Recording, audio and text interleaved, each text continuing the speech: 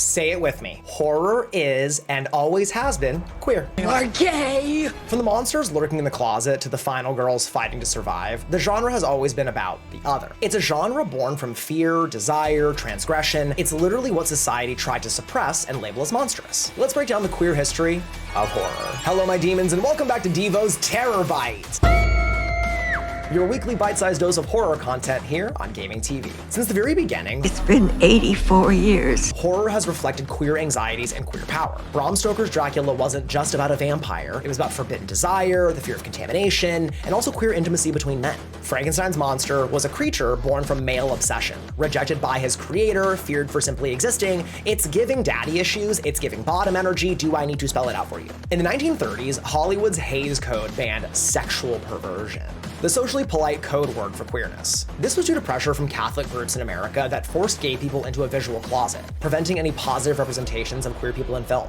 So, filmmakers hid it, they coded it. Monsters became metaphors for gay men, lesbians, and gender non-conforming people. They were feared not because they killed, but because they deviated from the norm, and so killers they became. And if you look closely throughout horror's history, you'll see that there are examples literally everywhere. Even before film, but just talking about film, Dracula's daughter was a lesbian story hidden in plain sight. Mrs. Danvers in Rebecca gazed at her mistress's clothing with a longing she could never name. Norman Bates in Psycho embodies the era's terror of blurred gender lines, punished on screen for crossing them. Queer audiences saw ourselves in these monsters, isolated, misunderstood, punished for being different. We saw pain, yes, but we also saw power and representation, even if it was flawed. And as censorship loosened, some of these monsters literally came out of the closet. In a previous video, I talked about how in the 80s and 90s, queer-coded villains like Freddy Krueger and Hellraiser's Cenobites embodied forbidden pleasures. Ridley Scott's Alien and Jennifer's Body turned the male gaze inside out. And then there's like a bunch of examples like, I don't know, The Hunger, The Babadook, Fear Street, Dressed to Kill, Daughters of Darkness, Possessor, The Craft, Queen of the Damned, Silence of the Lambs. Like, name any horror movie where you have a villain that seems vaguely feminine, and I can guarantee you they're a queer-coded villain. Hello? And then the Boulet Brothers' Dracula came along and said, "Hello, uglies."